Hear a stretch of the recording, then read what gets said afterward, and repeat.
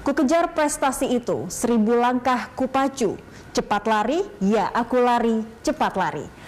Anda yang mengikuti musik rock dekade 80-an hingga 2000-an awal barangkali kenal dengan sebait lirik kehidupan ini. Itu dia salah satu tembang abadi karya grup musik rock God Bless yang tahun ini berusia 48 tahun. Apa saja yang telah God Bless torehkan di kancah musik rock dan mengapa penggemar musik generasi Kiwari perlu mengetahui mereka? Perjalanan panjang musik God Bless berawal dari kembalinya Ahmad Albar ke tanah air awal 1972 setelah lama bermukim di Belanda. Kepulangan Albar terbilang nekat sebab Iye, nama kecil Ahmad Albar, saat itu tengah mendulang sukses besar bersama bandnya di negeri kincir angin sana, Cloverleaf. Di masa itu, lagu hit mereka, Don't Spoil My Day, berhasil menyeberang ke Belgia, Jerman, Italia, Amerika Serikat, Brasil, bahkan Jepang. Namun Iye punya ambisi lain, ia ingin berkarya di tanah air bersama grup yang berisi musisi-musisi hebat negeri sendiri. Ia tidak sendirian, dari Belanda ia mengajak Ludwig Lemans, gitarisnya di band Cloverleaf. Di Jakarta mereka berdua nyaris membentuk sebuah band klub malam bernama The Balls. Ide nama ini datang dari Ludwig, namun niatan ini urung lantaran Iye tidak cocok dengan personel-personel lainnya. Setelah The Balls batal terbentuk, Iye bersama Ludwig mendirikan grup musik bernama Crazy Wheels. Iye dan Ludwig ditemani Doni Fatah pada bass, Fuad Hasan pada drum, dan Denny Dores pada keyboard. Tapi Denny Dores tidak bertahan lama karena ia harus kembali mengurusi bandnya sendiri, Rapsodia. Posisinya kemudian digantikan oleh Yoki Suryo Prayogo. Dengan formasi ini mereka sempat tampil di Woodstock-nya Indonesia, yaitu Summer 28 yang digelar di Ragunan pada 18 Agustus 1972. Nama God Bless baru diproklamirkan pada penampilan mereka di Teater Terbuka Taman Ismail Marzuki 5 Mei 1973. Di situ, God Bless yang masih membawakan lagu-lagu milik orang lain mendapatkan sambutan paling meriah dibandingkan band penampil lainnya seperti The Young Gypsy atau Wandi and the Lady Faces. Arsip perjalanan musik band legenda Indonesia God Bless seri pertama menulis gemuruh tepuk tangan penonton saat God Bless nampang di pentas malam itu bagaikan tembok runtuh. Penampilan yang berlangsung 40 menitan itu sempat terganggu oleh drama Sekring Putus lantaran tata suara milik God Bless yang didatangkan dari luar negeri meminta voltase 200. Sedangkan listrik di tim saat itu hanya berkekuatan 100 volt. 7 buah album studio dalam 48 tahun, dengan satu diantaranya mayoritas merupakan daur ulang, tentu tidak bisa disebut banyak. Minimnya album God Bless tak terlepas dari lika-liku kehidupan yang dilalui oleh kelompok musik rock ini. Selama 48 tahun, God Bless sedikitnya 15 kali mengalami perubahan formasi. Itu terjadi pada posisi keyboardis, pemain drum, dan gitaris. Dan yang paling sering terjadi di departemen keyboard. Sejak awal terbentuk, God Bless mengalami pergantian keyboardis sebanyak 8 kali. Sedangkan yang paling tidak tergantikan selama nyaris 5 dekade adalah posisi Ahmad Albar pada vokal dan Doni Fatah pada bass. Selain gonta-ganti formasi, vakum turut mewarnai perjalanan God Bless. Di antaranya ketika Doni Fatah pergi ke Amerika Serikat atau saat Ahmad Albar dan Abadi Susman sibuk dengan proyeknya masing-masing di luar jalur musik rock. Pantas saja jumlah album God Bless cuma 7 biji. Mengapa God Bless melegenda? Ini tidak terlepas dari kegigihan mereka mempertahankan idealisme bermusik. Sementara grup lain sejenis kebanyakan liar di panggung, namun loyo dalam rekaman. God Bless tetap ngotot dengan hard rocknya. Sikap anti kompromi ini membuat God Bless kesulitan mendapat kontrak dengan cukom rekaman dan hanya besar di panggung pada awal karir.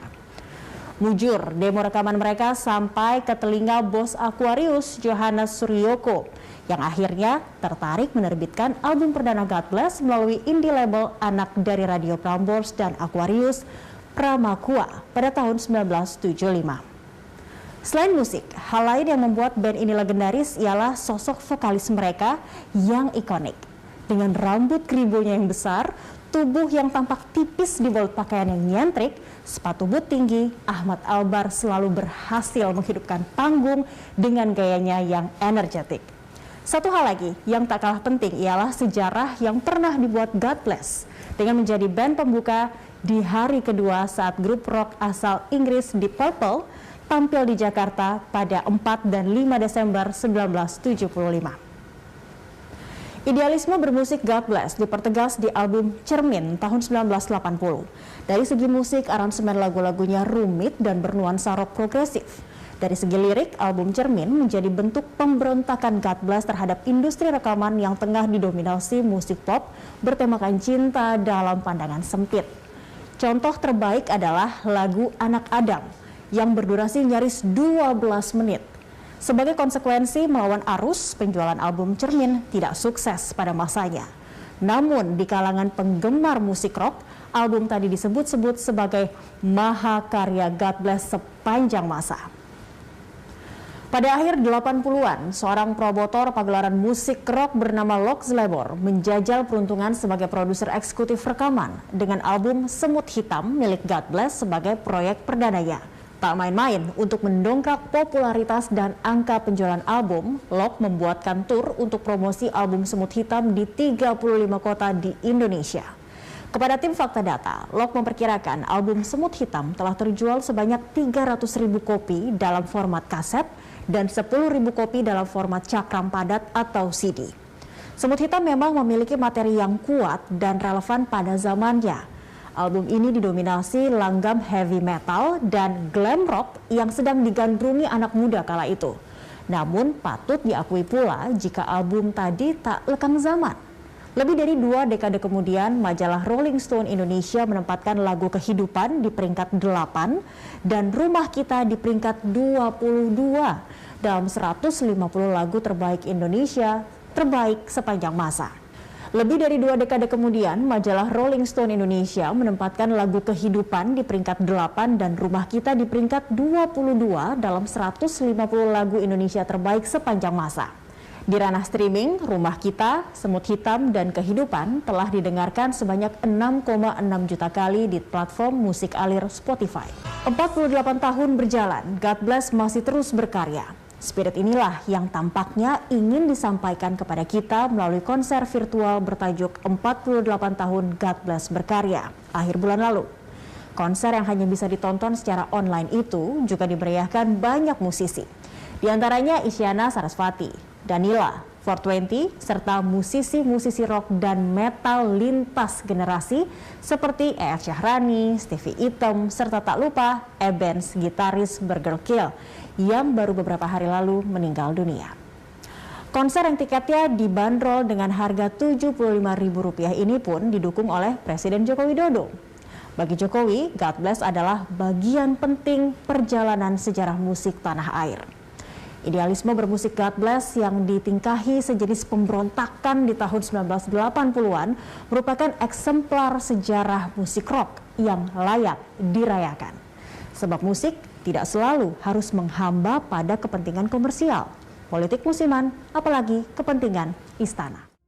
Setelah ngerok dengan God Bless yang sudah berkiprah 48 tahunan, kita ke lapangan sepak bola. Kita kupas tentang Cristiano Ronaldo dan perang bintang di Liga Inggris yang diprediksi bakal makin panas dan bikin pamor Liga top sejagat itu makin mengkilap.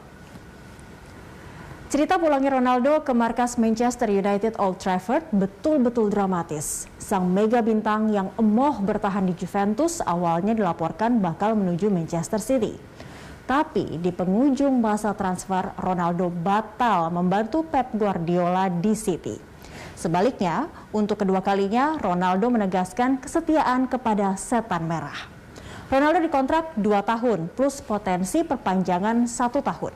Untuk mendatangkannya, Setan Merah cuma merogoh kocek 15 juta euro atau setara dengan 252,8 miliar rupiah. Bandingkan dengan harga transfernya yang mencapai 1,3 triliun rupiah saat dibeli Real Madrid tahun 2009 silam. Ada tangan dingin Alex Ferguson di balik kepulangan Ronaldo ke MU. Dan memang sosok Ferguson amat sentral dalam cerita sukses Ronaldo.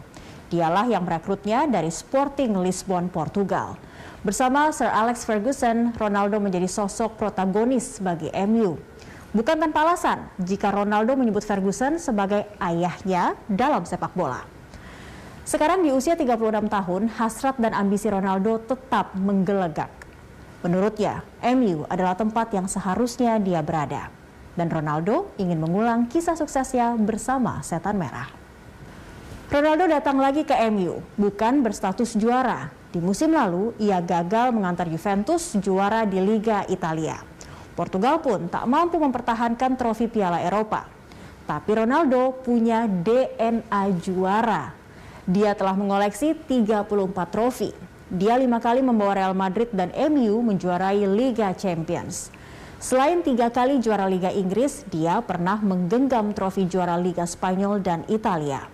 Dia pun pernah 5 kali meraih Ballon d'Or. Seperti rivalnya Lionel Messi, hanya satu yang kurang dari Ronaldo, yaitu tidak sanggup mengantar Portugal juara Piala Dunia.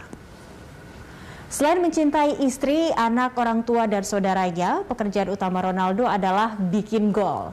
Itu takdirnya, dan itulah DNA yang melekat pada pemilik nomor punggung 7 ini. Sedikitnya 597 gol telah dia lesakan ketika membela Manchester United, Real Madrid, Juventus, serta timnas Portugal. Bahkan belum lama ini di usianya yang 36 tahun, Ronaldo memecahkan rekor gol terbanyak bersama tim nasional negerinya. Melesakan 2 gol dalam kualifikasi Piala Dunia 2022. Sekarang Ronaldo menjadi pemain tersubur di level timnas atau internasional. Dia mematahkan rekor Ali Day, ujung tombak Iran.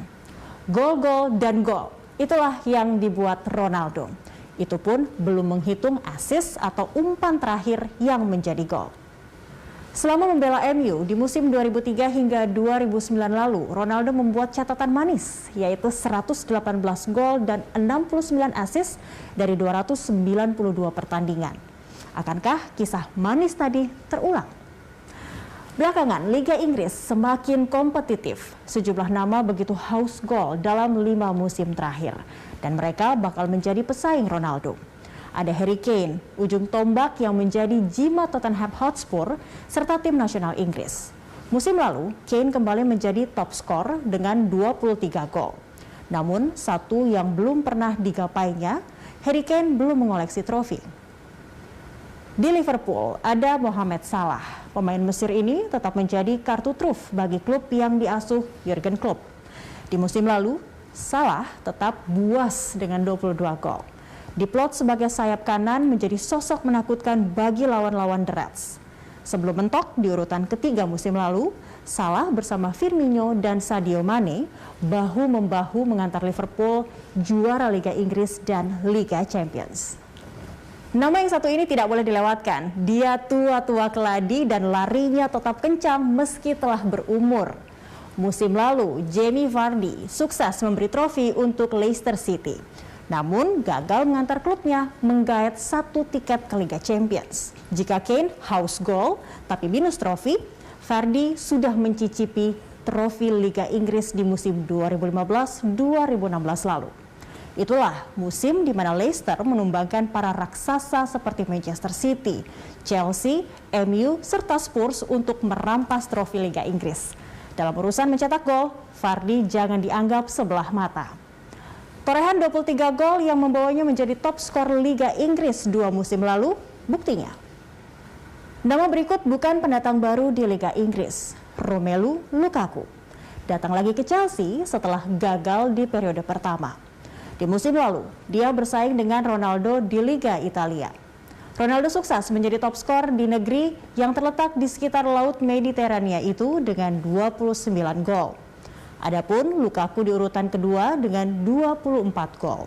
Bedanya, Lukaku sukses melambungkan Inter Milan juara Liga Italia di musim lalu, sedangkan Ronaldo cuma mampu menempatkan Juventus di nomor 4. Ronaldo, Lukaku, Kane, Salah hingga Vardy menjadi garansi bahwa perebutan juara Liga Inggris musim ini diprediksi bakal lebih seru.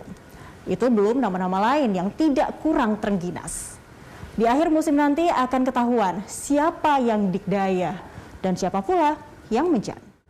Demikian fakta data kali ini, saya Cakri Minor pamit. Terima kasih atas kebersamaan.